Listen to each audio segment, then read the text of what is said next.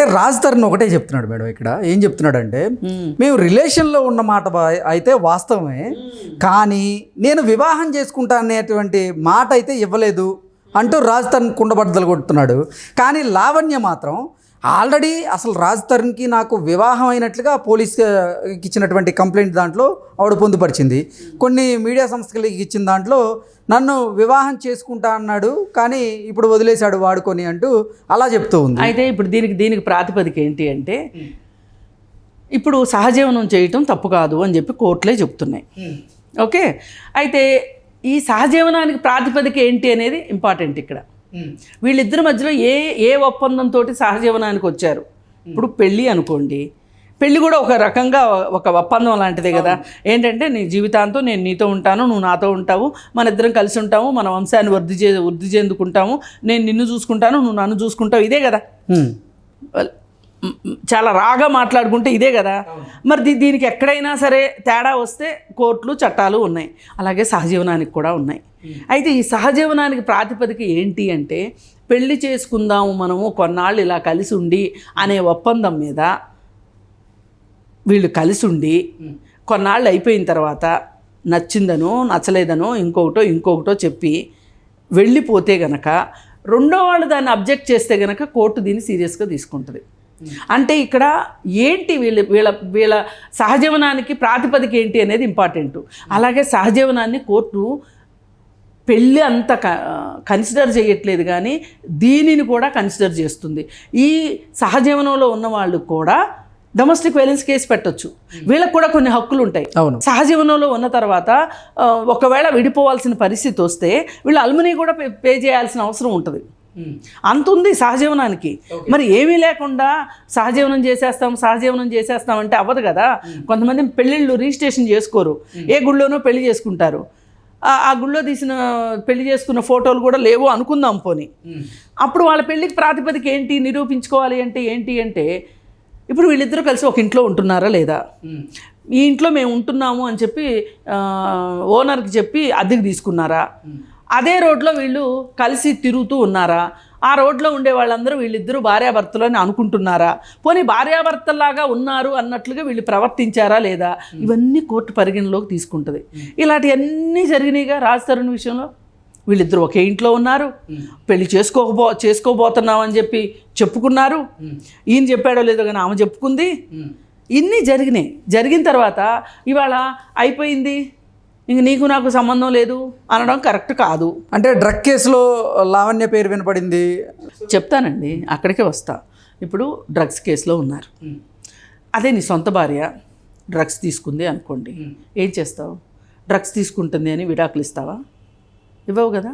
తీసుకెళ్ళి ఏం చేస్తావు? డ్రగ్స్ తీసుకున్న వాళ్ళని ఏమని పిలుస్తారు? బాధితులుగా చూస్తుంది చట్టం. తీసుకెళ్ళి ఏం చేస్తావు? రీహాబిలిటేషన్ సెంటర్లో పెట్టాలి. ఆమెని డ్రగ్స్ తీసుకోవడానికి గల కారణాలు ఏంటో వెతికి వాటి నుంచి ఆమెను బయటికి తీసుకురాగలగాలి. నీ సొంత భార్య అయితే అలాగే చేస్తావు కదా, నీ సొంత పిల్లలైతే అలాగే చేస్తావు కదా. మరి అలాంటప్పుడు కలిసి ఉన్న ఆవిడ్ని ఆ డ్రగ్స్ బారి నుంచి ఎందుకు బయటపడేయాలని నువ్వు అనుకోలేదు? పైగా ఆమె ఎప్పటి నుంచో డ్రగ్స్ బిజినెస్ చేస్తుందని నువ్వు చెప్తున్నావు. ఓకే, చేస్తుండొచ్చు. ఆమెని ఖచ్చితంగా ఆ విషయంలో ఆధారాలు దొరికితే గనక ఆమెను శిక్షించవలసిందే. రైట్. అంటే ఈయనకి సినిమా అవకాశాలు తగ్గాయని కాదండి, నేనేమంటున్నానంటే ఏదైనా పాసిబిలిటీ ఉంది. అసలు కాదు అనుకోవటానికి ఎక్కడ? ఇప్పుడు నీ మీద ఒక ఆరోపణ వచ్చింది, నువ్వు ఈ ఆరోపణలోంచి నువ్వైతే బయటపడాల్సిందే కదా. ఇప్పుడు నేను పెళ్లి చేసుకుంటానని చెప్పలేదు అన్నది నువ్వు నిరూపించాలి. లేదు అనుకుంటే ఆవిడ దగ్గర ఏదైనా ఆధారాలు ఉంటే ఆ ఆధారాలు చూపిస్తే ఆ ఆధారాలు తప్పుడు అని కూడా నేను నిరూపించుకోవాలి. ఇప్పుడు నేను మీ మీద ఒక ఆరోపణ చేస్తాను, ఆ ఆరోపణ చేసినప్పుడు నిరూపించాల్సిన బాధ్యత కూడా నా మీదే ఉంటుంది. కాదు అని నిరూపించుకోవాల్సిన బాధ్యత కూడా మీ మీద ఉంటుంది. ఓకే, ఇది నా ప్రశ్న. నీకు ఏ ఇంట్రెస్ట్ లేకపోతే నువ్వు నీ ఇంట్లో ఎందుకు పెట్టుకుంటావు? దట్టు డ్రగ్స్ బిజినెస్ చేస్తుందని తెలిసి సహజీవనంలో ఉంది, సరే నీకు తెలియదు ఆమె అలాంటిదని తెలియదు, సహజీవనానికి ఒప్పుకున్నారు, మీరు కలిసి ఉన్నారు, బాగానే ఉంది. కానీ ఎప్పుడైతే ఆమెలో మార్పు వచ్చిందో అప్పుడు వెంటనే ఆమెని, అమ్మ నీకు నాకు సెట్ కాదు, నీ దోవ నీది, నా దోవ నాది అని బ్రేకప్ చెప్పుకోవడం ఎంతసేపు అండి? నువ్వు ఎందుకు బ్రేకప్ చెప్పలేదు? బ్రేకప్ చెప్పటానికి వీలు లేని పరిస్థితులు ఏవో అక్కడ ఉన్నాయి. ఓకే ఇది ఇది మనం నోట్ దిస్ పాయింట్ అన్నమాట. ఓకే. దీని తరువాత ఇప్పుడు నువ్వు ఏం చెప్పినా కానీ ఈ ప్రపంచం నమ్మదు. కోర్టు ఎంతవరకు నమ్ముతుందో చూద్దాం. ఇప్పుడు చట్టం ప్రకారం కావచ్చు, ధర్మం ప్రకారం కావచ్చు, న్యాయం ప్రకారం కావచ్చు, ఏ రకంగా చూసినా సరే నువ్వు సమాధానం చెప్పుకోగలగాలి. చట్టరీత్యా నువ్వు సహజీవనం చేశావు ఆమెతోటి. పైకి ఇప్పుడు ఆమె ఇంకోటి ఏం చెప్తుంది, నన్ను అడ్డు తొలగించుకుంటానికి నన్ను డ్రగ్స్ కేసులో ఇరికించారు అని చెప్తుంది. ఇప్పుడు బాగా తెలిసిన వాళ్ళు ఇరికించాలి అనుకుంటే ఇరికించడం చాలా ఈజీ అండి. ఇప్పుడు మీ గురించి నాకు ఏమీ తెలియదు, నేను మిమ్మల్ని ఏం చేయగలుగుతాను? కోపం ఉన్నా సరే ఏమీ చేయలేను. కానీ మీ గురించి నాకు చాలా తెలుసు, నాకు కోపం వచ్చింది, నా బుద్ధి మంచిది కాదు అనుకోండి, ఇరికించగలనా లేదా? పైగా నా దారికి మీరు అడ్డొస్తున్నారు అనుకోండి, ఇరికించగలనా లేదా? అలాగే ఇరికిచ్చారని నేను అంటా. ఇదొకటి. పైగా ఇలాంటి కేసుల్లో ఏం జరుగుతూ ఉంటాయి అంటే, ఈ సహజీవనానికి ఒప్పుకొని సహజీవనానికి వచ్చే మహిళలు కావచ్చు, పురుషులు కావచ్చు, వీళ్ళకి కొన్ని విలువల పట్ల ఒక పట్టింపు ఉండదు. వీళ్ళకి తెలుసు మనం సరిగా లేము అనే సంగతి వీళ్ళకి తెలుసు.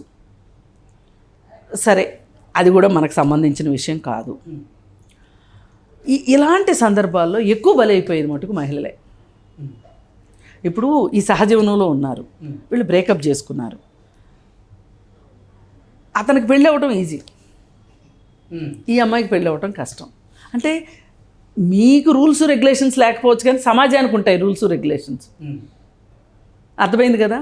అలాగే ఇరికించటం కూడా, ఇప్పుడు చాలామంది ఫైనాన్షియల్ ఫ్రాడ్స్ చేస్తూ ఉంటారు.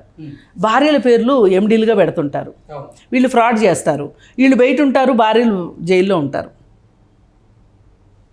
చాలా తెలివిగా చేస్తారు. ఇది అయిపోయిందా? మొన్న దర్శన్ కేసు ఉంది కదా కర్ణాటకలో. దర్శను పవిత్ర గౌడ ఇద్దరు సహజీవనం అని వాళ్ళు చెప్తున్నారు, కానీ పెళ్ళి అని ఆవిడ చెప్తుంది. మాకు పెళ్ళి అయిందని చెప్తుంది ఆవిడ. కానీ వీళ్ళ మీద ఎవరో ఒక అతను, ఒక అభిమాని ఆమెతో అసభ్యంగా ప్రవర్తించాడు, ఇబ్బంది పెట్టాడు. రేణుకాస్వామి అయినప్పుడు వీళ్ళు మామూలుగా అయితే ఏం చేస్తారు? మామూలు భార్యాభర్తలు అయితే ఏం చేస్తారు? చక్కగా పోలీస్ స్టేషన్కి వెళ్ళి మా మీద ఇలాంటి వచ్చినాయి, అతన్ని అరెస్ట్ చేయండి అని చెప్తారు. లేదు చట్టం ఏం చేస్తో చెయ్యండి అని చెప్తారు. అవును. కానీ వీళ్ళు ఎందుకు వెళ్ళాలా పోలీస్ స్టేషన్కి? అసలు వీళ్ళున్నదే ఒక చట్ట వ్యతిరేకమైన బంధంలో ఉన్నారు వీళ్ళిద్దరూ. అందుకని వీళ్ళు వెళ్ళకపోవటం వల్ల ఏం జరిగింది? ఏమైనా సరే కసి తీర్చుకోవాలి అనిపించింది. తీసుకొచ్చి ఈ యంత్రాంగం అంతా ఎవరు చేశారు? దర్శనే చేశాడు. కానీ ఎఫ్ఐఆర్లో ఏమైంది? పవిత్ర గౌడ్ పేరు ఫస్ట్ వచ్చింది, సెకండ్ ఇతని పేరు వచ్చింది. ఎందుకు వచ్చింది ఇతని పేరు? ఇతను ఆల్రెడీ కొన్ని సినిమాల్లో ఉన్నాడు. అంటే సినిమా పెద్దల మ్యాజిక్ అన్నమాట. కాబట్టి అతను రక్షించడం కోసం పవిత్ర గౌడ్ని ఏవని చేశారు. కానీ అసలు మొత్తం ప్లాన్ చేసింది, అతను తీసుకొచ్చింది, చంపింది దర్శన్. కానీ వీళ్ళు మోటో కింద చూపించి ఆవిడ్ని ఏవన్గా పెట్టారు. ఇప్పుడు ఇక్కడ కూడా ఈ కేసులో కూడా రాజ్ తరుణ్ మీద దయాదాక్షిణ్యాలు ఎక్కువ పెట్టుకొని రాజ్ తరుణ్ని తప్పించే ప్రయత్నం జరిగితే కూడా ఆశ్చర్యపోవక్కర్లా ఈ కేసులో. కానీ అంటే ఈ కేసులో అన్ని రకాలుగా లావణ్య గారే ఇబ్బంది పడే అవకాశం ఉంది, మోసపోయే అవకాశం ఉంది. ఆల్రెడీ మోసపోయింది, ఆల్రెడీ ఇబ్బంది పడింది, కేసులో వీళ్ళు ఇరికించారు. అంటే ఆమె తప్పు లేదని నేను అనట్ల, చట్టం దృష్టికి మీరు తీసుకెళ్లారు. ఆ తీసుకెళ్లేదేదో ఇంకా అంతకంటే ముందు ఉండొచ్చు కదా. ముందెందుకు తీసుకెళ్ళలేదు అంటే మీకు కూడా ఏదో పబ్బం గడిచిందనమాట అక్కడ.